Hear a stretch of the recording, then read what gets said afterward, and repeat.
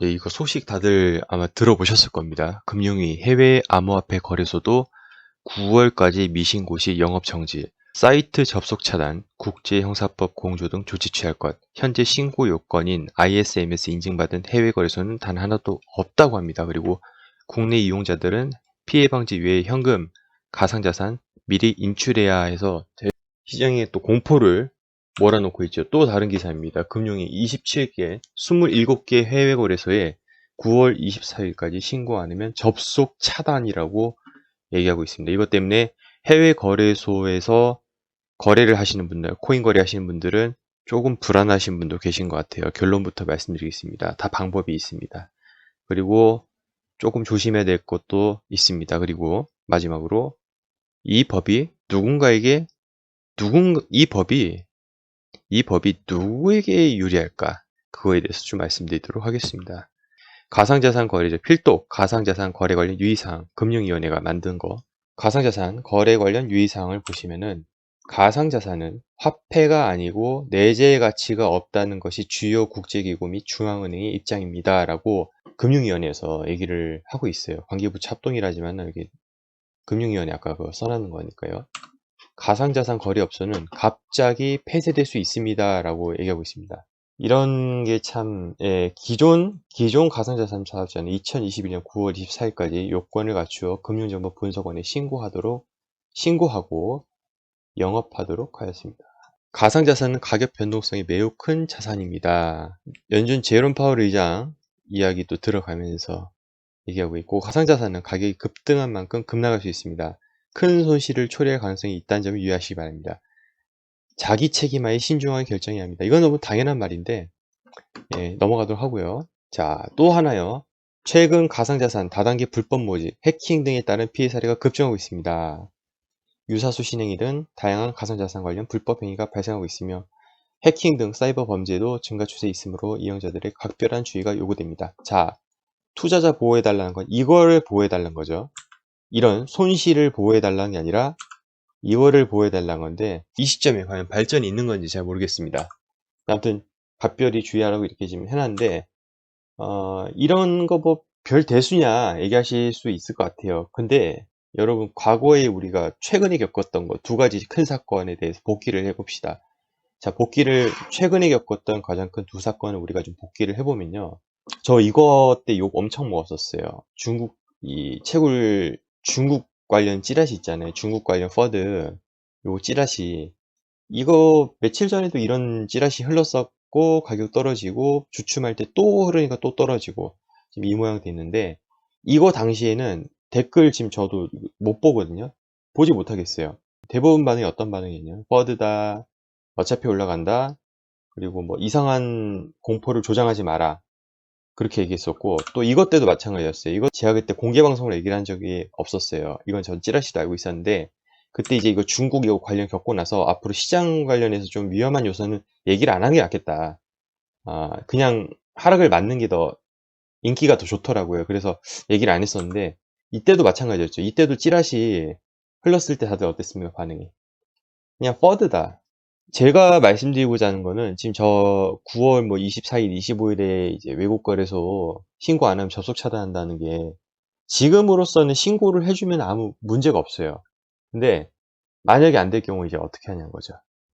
그때 일어날 상황이 돼서 어느 정도 우리가 좀 인지를 하고 있어야지 그때 가서 당황해하지 않겠죠. 그러니까 지금 항상 겪는 것 같아요. 항상 이런 것들 시장에 대한 그런 찌라시성으로 이렇게 나왔던 것들이 있었는데, 저건 어차피 이거는 이제 금융위원회에서 얘기를 해주는 거잖아요. 그러니까 이거는, 뭐, 이런 현상이 일어난다는 거는 뭐 당연한 거고요. 24일, 25일이 조치한다는 건 당연한 거고, 이에 따라서 만약에 신고를 안 한다. 큰 해외 거래소들이 신고를 진짜 안 했다. 이제 그럴 때 어떤 일이 일어날지, 어떤 대비를 해야 될지는 미리 알고 계셔야지 당황해 하시지 않는다는 것이 제 의견이고요. 이 금융위원회에서 보도 참고 자료에서 나왔던 거 좀 다시 한번 좀 우리가 좀 살펴보도록 하겠습니다. 자, 내국인을 대상으로 영업하는 외국 가상자산 사업자에 대해서 신고 대상임을 통지하였습니다. 외국 가상자산, 외국 가상자산 사업자의 의무해서 지금 신고하라고 금융위원회에서는 얘기를 했다고 합니다. 자, 조치사항, 금융정보분석원장 명의로 내국인을 대상으로 영업을 하고 있다고 판단되는 외국 가상자산 사업자 27개사에 대해서 9월 24일까지 특정 금융정보법에 따라 신고해야 함을 알렸다고 합니다. 그러면 이 내국인 대상으로 영업을 한다는 기준은 무엇이냐? 여기 나와 있죠? 그냥 내피셜 필요 없고요. 문서로 그냥 확인하시면 됩니다. 한국어 서비스 지원 여부, 내국인 대상 마케팅, 홍보 여부, 원화 거래 또는 결제 지원 여부 등을 고려하여 판단. 자, 원화 거래 또는 결제 지원 여부는 이런 것들은 대부분의 해외 거래소에서는 해당하지 않는 사항이겠죠. 특히 외국 거래소의 은행 어카운트에 집어넣어서 원화를 집어넣어서 뭐 달러를 스위프트 이체해서 뭐 그런 식으로 안 하지 않습니까? 대부분은 어떻게 합니까? 그러니까 비트코인, 뭐 이더리움, 리플 등 이런 본인이 가지고 있는 코인을 해외 거래소 이체해서 거기서 또 원하는 코인 사기 위해서는 뭐 USDT나 아니면 USDC 뭐 이런 걸로 바꿔서 사던가 아니면은 비트코인에 이더리움 마켓이 있다면은 비트에서 바로 해당 코인 비트 마켓에서 사면 되잖아요. 그러니까 이런 식으로 여태까지 거래를 했기 때문에 이건 해당 사항이 없는데 제가 보기에는 문제가 될 수 있는 여지, 걸고 넘어질 수 있는 부분은 한국어 서비스 지원 여부. 근데 이건 없애면 돼요. 이건 없애고 자체적으로 여러분이 구글 뭐 번역기 통해서 하시면 되고 뭐 어차피 인터페이스는 뻔하지 않습니까? 이건 그래서 만약에 이건 지워버려도 상관없을 것 같아요. 이건 그냥 거래소들이. 그리고 이게 좀 문제가 돼요. 내국인 대상 마케팅 홍보 여부.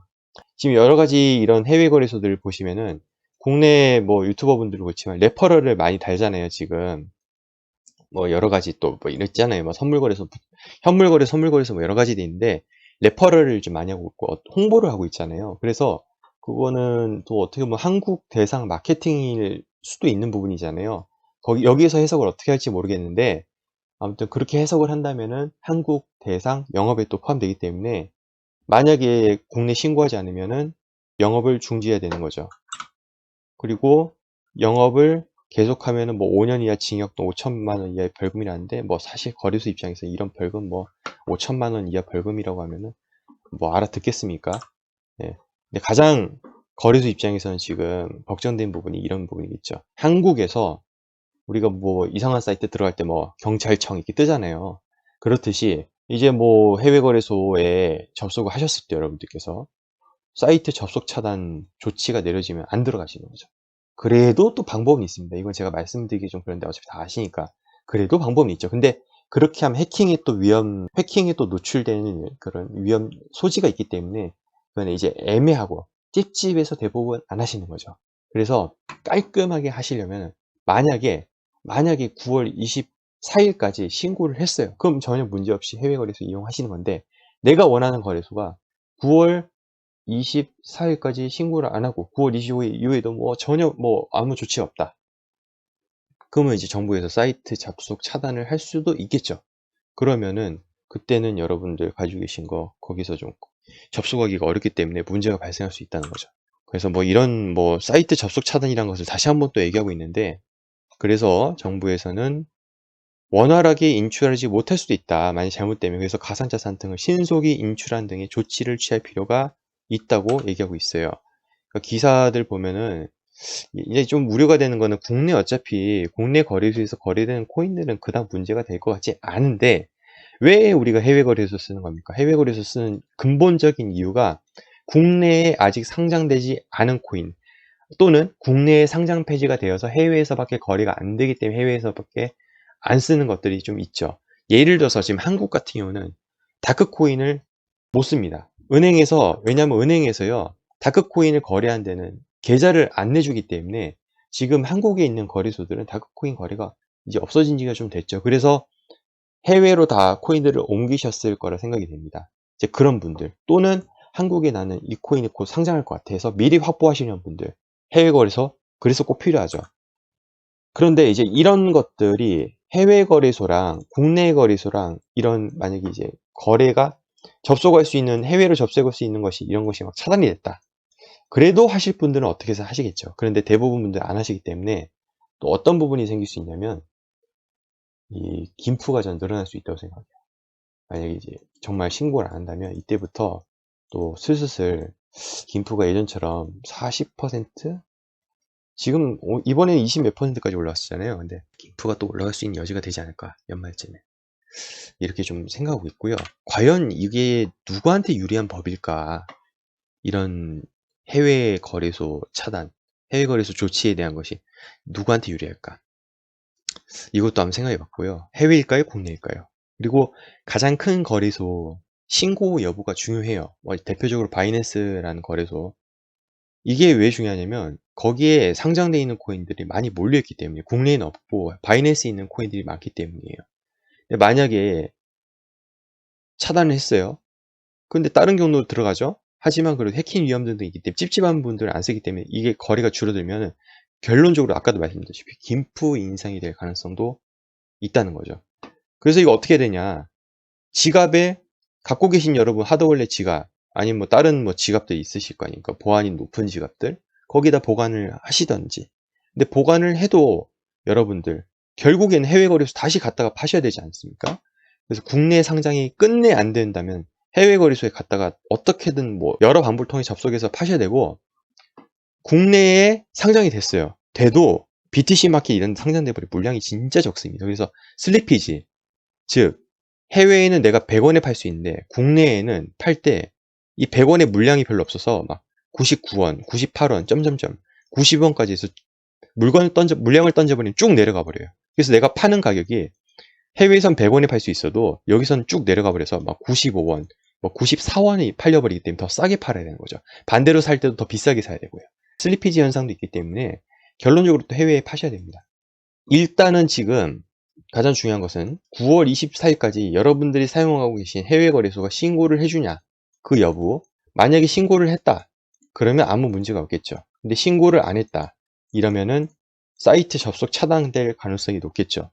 그렇게 될 거면 여기 있는 이제 접속을 우회적으로 여러분들께서 알아서 하시든지 여기 찝찝하시다면 이제 지갑으로 개인 이제 하드월렛 지갑에 보관하시든지 보관하시고 나중에 또 그때 뭐 알아서 파시든지 아니면은 여기 있는 것 처분하시고 국내에 상장되어 있는 코인 위주로 다시 포트폴리오를 짜셔야 되지 않을까 생각이 들고 이로 인한 효과 만약에 안 좋게 노 시나리오로 갔을 시에는 김프 가능성이 있지 않을까 이렇게 생각을 해봤습니다. 자, 여러분들의 생각 남겨주시기 바라겠고요. 궁금하신 사항 또 있으시면 추가적으로 나중에 또 만들어 보도록 하겠습니다. 자, 여기까지 하도록 하겠습니다. 다음 시간에 뵙도록 하겠습니다. 여러분 감사합니다.